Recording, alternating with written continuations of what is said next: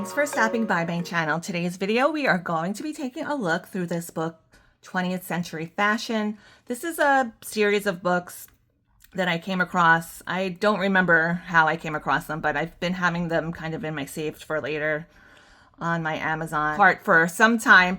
But I must have been looking for something else and I came across these books. But this one is the 20s and the 30s. I have a few more decades on the way. This one just happened to come first. The ones that I didn't get, this 1900 to 20, and I didn't get the 60s. So I'm going to look for those and see if I can find those books. This is a very old copy. This is a library copy. There is a checkout date here from October 27th, 2004. So even though we've been in the 21st century for about 25 years now, I still forget sometimes that we've already surpassed the 20th century. This is Flappers and Vamps, 2 decades of social changes and culture trends from the Garçon look and the Charleston to the Great Depression and Art Deco. I do think these are meant for children. Here, let me just turn on my lights. I had them off because of this plastic dust jacket. Kind of has a glare to it. So let me turn on my lights so we can see a little bit better. And yeah, so I thought we would just go through and read some of the excerpts in this book. This was published in 1999. This U.S. edition. I don't know if they have any newer editions, but I'm assuming it would be like the same information anyway. A World Almanac Education Group Company. This one, I think they're all compiled or written by different authors. This one is by Callie Blackman. So I will put the link where I got this one. I got this from Thrift Books through Amazon. I think I paid about $7 for this copy. It's like a hardcover. They do have some paperback versions, I think. I'm not sure which ones I'm getting in the mail. I don't remember, but they have some like really expensive editions, but I think I picked around like $6 or $7 copies, and they mostly said good or acceptable condition. But this is a pretty good condition, especially considering about 25 years old. So let's get started. Probably not going to read every single word in this book, but I'm going to read this first page, the intro, and then maybe we'll pick some blurbs from each page, some kind of points of interest. Sometimes I do get tongue-tied or tripped up. I'll try my best here. So let's see. Between the Wars. After the horrors of World War I, the early 1920s brought a general feeling of freedom. Women who had worked during the war found new financial and social independence. Vamps and flappers, boyish young women who wore makeup and skimpy dresses and smoked in public, dominated the social scene. The gaiety, however, was short-lived. Many European countries had large war debts, which, along with the rising inflation and stock market disasters, led to the worst economic recession of the 20th century. Europe was also in political turmoil. In Spain, fascism and communism fought a bloody civil war, 1936 to 1939. The United States introduced prohibition, but far from putting an end to alcohol, it created a black market controlled by gangsters. The most famous gangster, Al Capone, was said to be worth $100 million in 1927. As always, fashion was influenced by the events around it. When the Depression took hold, wild flapper dresses gave way to sober but feminine fashions. Movies were the chief form of entertainment, and Hollywood led the styles. Macy's in New York, for example, sold 500,000 copies of an evening gown worn by Joan Crawford. When World War II broke out in 1939, the silver screen would be the only source of glamour and escapism for several years to come. Has a little stamp here from Accident Branch, Ruth Enloe Library. I'm not sure where that is. It says by the 1930s, the chief item of daywear was the suit, and hemlines again dropped below the knee. Sensible styles reflected the economic worries of the time. So they do often say hemlines kind of reflect the state of the economy. 1925, flappers wore drop waist dresses decorated with pearls, crystals, and tiny mirrors. Haircuts were short and boyish. Let's see. Girls will be boys. During World War I, many women had worked for the first time. After the war, new financial independence and greater equality enabled women to pursue freer lifestyles. By 1928, all women over the age of 21 in Britain could vote. Sex barriers were gradually breaking down. Simply short. Women's fashions reflected their new liberation, and as women led more active lives, styles became more practical. Clothes were shaped like tubes with dropped waistlines, and skirts became shorter. A dress or a skirt and a blouse were very fashionably worn under a long coat that had lining to match the dress. Wool or tweed suits, often belted at the waist, were also worn during the day. The wealthy sometimes wore them with fur collars. Coco Chanel, probably the most influential designer of the 1920s, Coco Chanel's elegant clothes inspired the garçon French for boy look. Her cardigan suits, sailor jackets, pullovers, and trousers were made of soft jersey fabric and were worn with costume jewelry. She was one of the first to open a boutique. In 1921, Coco Chanel, shown below, in a cardigan suit, launched her Chanel No. 5 perfume. 5 was her lucky number. Hats were always worn outside during the day, and most fashionable hat was the cloche, French for belle, as worn by this young Vogue cover girl in 1924. Cheap chic. Affordable, ready-made fashions became available in stores such as the Co-op or Burton's for menswear. It was easy to follow fashion in the many new women's magazines that were produced. Home dressmaking became popular, with magazines featuring patterns for sewing kits, sewing, knitting, and crocheting. Colors of fashion. Neutral colors such as beige were common. Beige was sometimes called the ghost of khaki because so much of that dye was left over after the war. The influence of the Russian ballet, however, brought in brighter colors, such as purple and orange, particularly for evening wear. The Great Gatsby. In the 1920s, older men still wore Edwardian-style clothes, formal morning coats or frock coats, and tails and white ties for evening wear. Younger men, however, wore a more relaxed style. Baggy trousers. Let's take a look at this one. Baggy trousers. In 1925, some fashionable young men at Oxford University started the rage of wearing Oxford baggy flannel trousers that were 20 inches wide at the bottom or more. Adapted from sportswear, these trousers were one of the most outrageous styles of the century. Off the rack. Those who could afford to went to a tailor for their suits. London tailoring was considered to be the best in the world. Although ready-made suits were becoming increasingly available, they tended not to fit very well. The Duke of Windsor. The Duke of Windsor, shown at right in 1937, was a key fashion figure. He wore generously cut suits in colorful tweeds, checks, or stripes, and he introduced the Windsor knot for ties. He also started the trend for patterned Fair Isle sweaters in 1922. The Duke of Windsor became briefly King Edward VIII of Britain, but he abdicated in 1936 to marry an American divorcee, Wallis Warfield Simpson. Art Deco, a total look. Art Deco was the most important design movement of the 1920s and the forerunner of modernism in the 1930s. It swept away the graceful and intricate lines of Art Nouveau.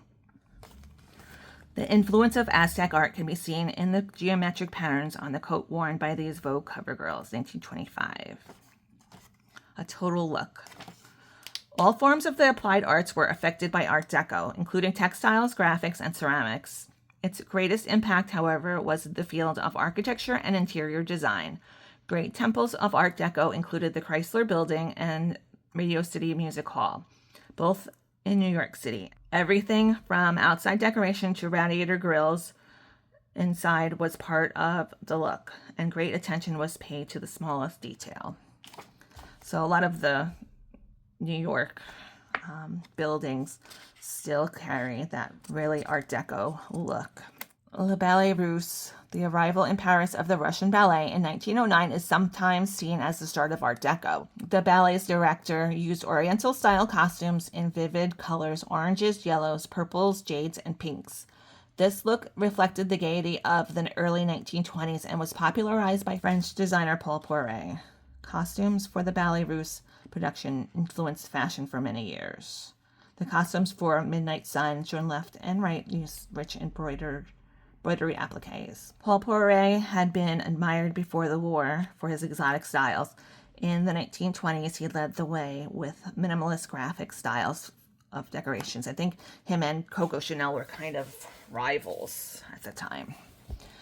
Textiles and patterns. Two artists led the field of textiles. Russian-born Sonia Delaunay and Frenchman Raoul Duffy. Both worked for textile companies. I can't pronounce that guy, sorry. Bianchini Ferrari, with which specialized in hand-printed silks. Delaunay designs often featured circles in bright colors. Duffy's textiles were bold, too. He would take a simple motif, such as a stylized turtle or a vegetable, and copy it over and over for great effect. Duffy worked with Paul Poiret on fabrics for clothes and furnishings, toning it down. At first, Art Deco required lavish tambour embroidery, drawing inspirations from every possible source. By the mid-1920s, however, a less decorative look appeared. Details were pared down to a few careful place motifs. Fashionable interior designers favored white rooms with all-white furnishings instead of colors and patterns, and streamlined chrome and glass provided a more modern feel. Vamps and flappers. Having survived World War I, young people were determined to enjoy life to the fullest. Those from wealthy families were sometimes called bright young things. Their wild social lives centered around parties, nightclubs, and weekend house parties, and their fun-loving antics shocked the older generations. Fast-living girls. Many young women adopted the new boyish look, danced all night, smoked in public, and wore makeup. They were called vamps or flappers. Women could now go out with friends without a chaperone. Nightclubs were the fashionable place to be seen, and cocktails became popular. Eye-catching evening wear. Evening dress was the same length as day wear. Fern-packed, simply sheath dresses relied on fabulous fabrics and surface decorations, such as complicated beading. Sheer style. The nude look, bare arms, necks, and legs were played up with the use of sheer fabrics, such as light silks, satins, chiffons, organzas, and tulles. Silver or gold lame gave fashions an oriental or Arabian feel. Madeleine Vanier became mistress of the bias cut, cutting fabrics diagonally across the grain for a soft draping effect. Dispensing with the corset, her shapes were fluid and simple. By the end of the decade, a skirt length dropped again. Dresses were made with handkerchief points or uneven hems to look longer. The Jazz Age. The Dixieland Jazz Band, formed in New Orleans in 1916, started a craze for jazz. The wild new dances. In 1926, the Charleston became popular. Performers such as American chorus girl Josephine Baker were the height of fashion. I think this is from Thoroughly Modern Millie. Yeah. The flapper look was immortalized on the silver screen by Julie Andrews in the 1965 Hollywood film Thoroughly Modern Millie. Andrews plays a young girl who goes to New York in the 1920s. I think that's Mary Tyler Moore. Fancy dress balls, such as this one held in 1922, were all the rage. Many costumes, such as risque belly dancers' outfits, had an Eastern theme with some exotic beading. Harlequin or clown suits were also favorites. Sporty styles. The new popularity of sports and outdoor activities meant the emphasis was now on slim figures for both men and women. The clothing worn for these activities had a tremendous impact on fashion. Amelia Earhart, who flew solo across the Atlantic in 1932, even started her own fashion collection. Oh, that's interesting. I didn't know that. Freedom. I think I did a book report on Amelia Earhart in the 5th grade. Freedom to move. Many casual fashions of the 1920s and 30s began as sportswear. Sporty clothes were lightweight and comfortable. The Norfolk suit, which was popular for boys and for everyday wear in the country, was originally worn for shooting and had 2 deep pleats in the back of the jacket for easy movement. The tea time tweeds. Golf was popular for both sexes. Men wore tweed or flannel plus 4s tucked into their patterned socks. Women wore pleated gore tweed skirts. Both sexes wore patterned sweaters or plain cardigans. Women also wore neck scarves and cloche hats. Sports and shorts. The fashion for slimness also promoted fitness activities. Women wore shorts for favorite pastimes such as cycling and hiking, and they wore trousers for beach leisure. Sporty knits. Until the 1920s, knitwear was worn only as underwear for sports. Polo sweaters were first worn by polo players, and V-necks by cricketers. Sweaters were also worn by 19th century health fanatics who exercised dressed in wool. From the early 1920s, bright patterned sweaters were in vogue. Fair knits became popular after the Duke of Windsor wore one on the golf course.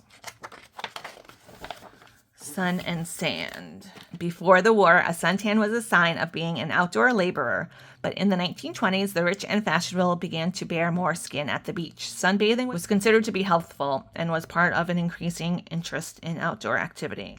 Skimpy swimwear. Women's swimwear, which had previously looked like dresses with bloomers, got skimpier.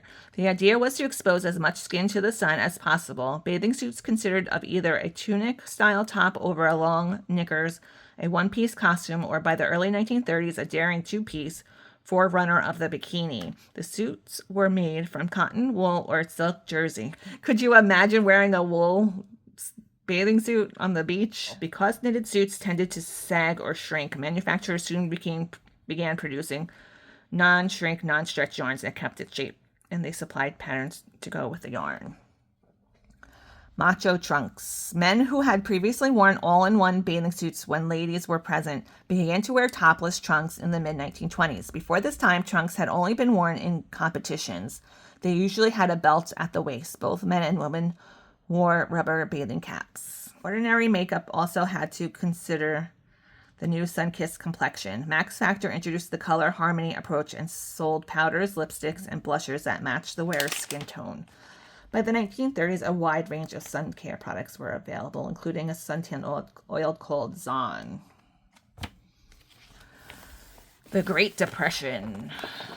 While a wealthy few enjoyed endless parties, most people were suffering the century's most serious economic crisis, the Great Depression. With high unemployment, trade unions and political movements struggled for more power. In Great Britain, the general strikes of May 1926 caused total chaos. Social conditions after the war, the gulf widened between the haves and have-nots. Housing conditions, health care, and education were poor. Although working-class communities were close-knit and supportive, many people were on breadlines. In 1926, workers in Great Britain called a general strike in support of miners. The country came to a standstill for 9 days. During the strike, some socialites drove ambulances, buses, and streetcars, thinking it was fun. By the end of the 1920s, however, those same people had more sympathy for the workers. Stock market crash. The 1929 Wall Street crash caused a devastating economic depression, first in the United States and then all over Europe. Billions of dollars worth of shares were wiped out in less than a week of frantic selling on the New York Stock Exchange. Many speculators lost their life savings. Some even committed suicide. In 1932, bread lines formed on 6th Avenue and 42nd Street in New York City as poor people lined up for handouts of free food. You can see that picture more closely. Dust to dust. During the 1930s, unemployment spiraled. As more workers were laid off, fewer people could afford to buy goods, so even more workers lost their jobs. This is starting to sound like 2020s, not just the 1920s. In the United States, several years of drought combined over farming on the Midwest created a dust bowl where nothing could grow. By digging up the prairies, farmers had lost soil's natural protection from winds. People lost everything and moved back to the cities, but there were no work for them there either. Right-wing ideas. In Europe, extreme political movements emerged. Fascist leaders came to power, promising to restore national pride and create jobs. Benito Mussolini took over in Italy in 1922. Austrian-born Adolf Hitler came to power in Germany in 1933. Francisco Franco's ruled over Spain began in 1936. And left-wing ideals. Communism seemed to offer a solution. Its idea of sharing work and shared wealth appealed to many. The social concerns of the time affected fashion. Clothing became more sober in the 1930s. They did not want their wealth to be conspicuous anymore.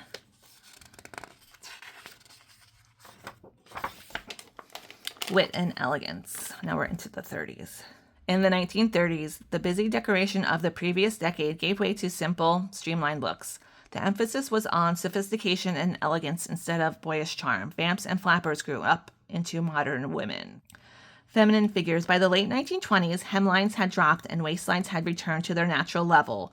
The shapeless garçon look was replaced with a slim, curvy, feminine silhouette, and the decorations of the 1920s was replaced with clever seaming and stitching details. An increasing emphasis on shoulders looked forward to the wide padded ones of the 1940s. The bias cut. The greatest fashion innovation of the time was the bias cut, introduced by Madeline Vanier. Flared panels narrow near the waist and full at the hem, and flares were used instead of pleats. Dresses were made from printed silks, satins, georgettes, and chintzes, while smart day suits were made from jersey and tweeds. Classic tailored suits could be made to measure or, more cheaply, bought ready-made. It was more important than ever to be slim. The new fashion did not allow for bulges. Women wore supple elastic girdles, and underwear, often bias cut, had to be minimal and light. It says this fox fur coat by Schiaparelli is worn with a crushed-topped hat. I have a color stories talking about Elsa Schiaparelli a bit. I'll put that in a card if you want to check that out. Hats. Hats were still stylish for daytime wear. They were small and neat with a brim and were often placed on the side of the head. The wittiest designs were created by Paris-based Elsa Schiaparelli. Her hats looked like chickens or lamb chops. Schiaparelli's wild styles. Elsa Schiaparelli was the most outrageous designer of the 1930s. She often worked with artists, including Salvador Dali, and was inventive down to the last detail. She made buttons shaped like circus acrobats, guitars, feathers, and lollipops. Her imagination ran wildest with accessories. One fantastic collaboration with Salvador Dali was the shoe hat, a hat that looked like an upside-down shoe. And these shoes by Schiaparelli are lavishly trimmed with fur. They look kind of like toupees on shoes. Screen idols. Movies became the most popular form of entertainment during the 1920s and 1930s. Film stars were idolized as everyone tried to imitate the look and style of his or her favorite star.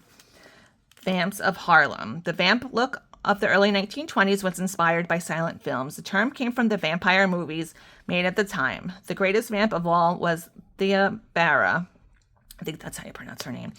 Her kohl-rimmed eyes, blood-red lips, and exotic outfits in Cleopatra 1917 and Salome 1918 remained in vogue well into the 1920s.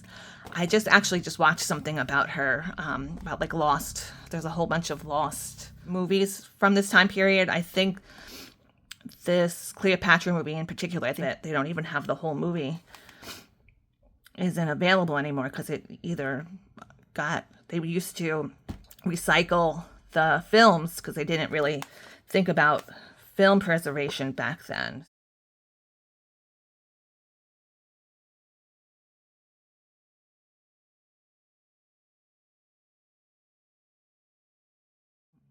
Gloria Swanson was another sensuous star. She appeared in many films in the early 1920s before setting up her own film company. Films and Flappers. American actress Louise Brooks, and she's pretty famous for having the bob haircut. I think that's what she's most famous for. Her and Clara Bow were model flappers. Brooks' glossy bob still looks modern today, and Bow started a trend for painted Cupid bow lips.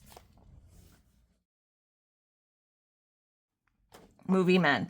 The leading man of the 1920s was Italian-born Rudolph Valentino. I know when he died, it was like a big deal. Like all the girls went crazy. Thousands of movie fans jammed the streets around Campbell's Funeral Parlor in New York as Rudolph Valentino lies in state. This is the way they remember their favorite, just after he made his greatest film, The Sheik, from 1919, when he started in pictures, up until his death in August 1926. Whether in an immaculate dinner suit or a sheik's robe, he made women faint with adoration. His early death drove some fans to suicide. Cary Grant, 1904 to 1986. Always wore fine suits, while Fred Astaire outfits ranged from white tie and tails to open necktie shirts with slacks. Hollywood hairstyles. Moviegoers avidly copied their idols. When Jean Harlow dyed her hair platinum blonde, many women copied her, even though the peroxide was painful and ruined their hair. Even children braved the new permanent wave machine so they could have sleek curls.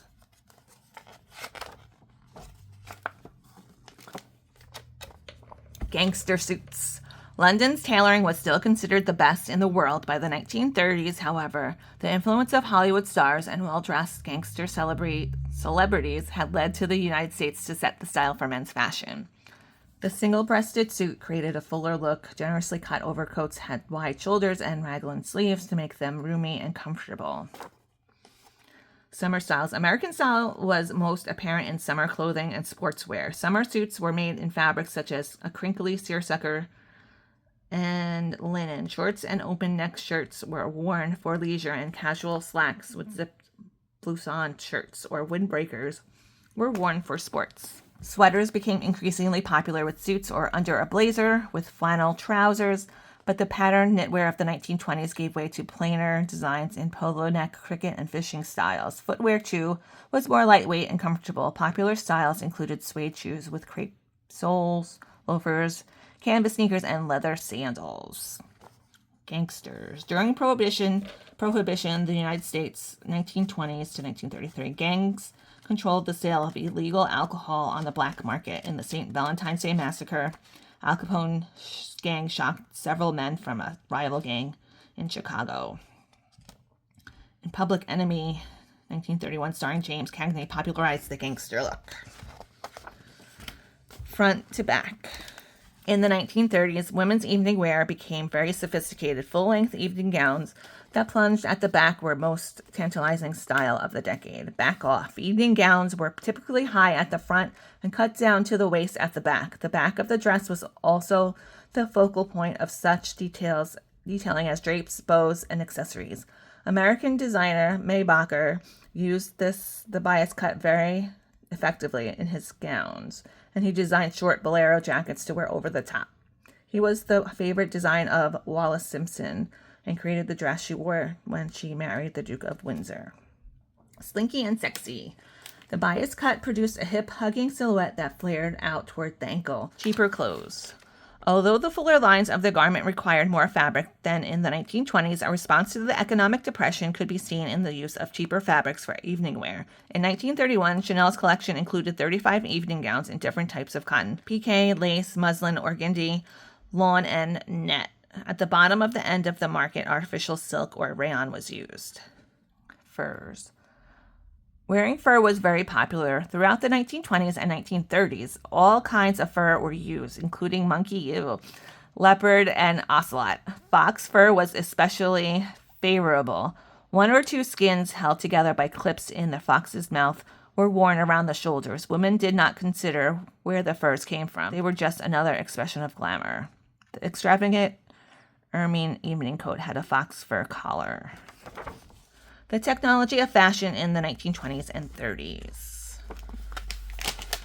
The 1920s and 1930s saw many new developments in the textile industry. The first artificial fabric, rayon, was developed and used extensively. This period also saw the production of new elastic yarns and important advances in knitting. The birth of rayon. Rayon is an artificial fiber because it is not found in nature. Although manufactured by human beings, it is not a synthetic because it is made from natural materials: wood pulp or wood chips. The process for making rayon was discovered in 1892, ending a long search that had started in the 1600s. The first artificial silk plant opened in the United States in 1910, and in 1924, the new yarn was named rayon. The rayon years. Rayon's low cost made it a popular fabric for those who could not afford real silk. In 1920, when hemlines rose, women wanted to wear silk stockings, giving the hosiery industry a huge boost. By the end of the 1930s, however, nylon stockings replaced rayon ones. Natty knits. The 1920s saw huge expansions of knitting industry as knitwear became fashionable for outer garments instead of just for underwear and sportswear. Industrial knitting machines could produce enormous quantities of either flat or circular jersey material that could be cut into shapes and sewn together afterward, or fully fashioned garments that were shaped by the machine. Fantastic elastic. Another important development of the 1920s and 1930s was the creation of elastic yarns. Improved methods of collecting natural rubber resulted in longer strands that could be made into yarn. In 1931, lastex, which had a core of rubber and cotton, silk, wool, or rayon around it, appeared on the market, spelling the beginning of a whole new era of stretchier, more comfortable clothes. Elastic waistbands held up trousers without the need for suspenders. So then we have a timeline of events. It says over here, fashion, world event, technology, famous people, art and media, and a glossary, more books to read. It gives you some more books we might be interested in. So I definitely check that out. Channel. Oh, that's funny. I think I do have that book already. The Chanel Fashion Review, Paper Dolls in Color. I do have that. Everyday Fashion of the 30s. Let me see if I find it. I do have some of these paper dolls. I have Paul Poiret paper dolls. I think I have a video where I went through these. And I have Chanel paper dolls by Tom Tierney too. I think I got these. These are older versions too of these books. They do have newer ones. The newer ones are a lot smaller in size. But I do have some of these that they told me more books to read. I have Schiaparelli's Fashion Review, Paper Dolls in Full Color too. And I have this one, Great Fashion Designs of the 20s, Paper Dolls in Full Color by Tom Tierney as well. So let me know if you guys want to get into any of the other decades. What decade would you like? Well, I'll probably, whichever ones comes in the mail first will probably be the one we do next if you guys are interested.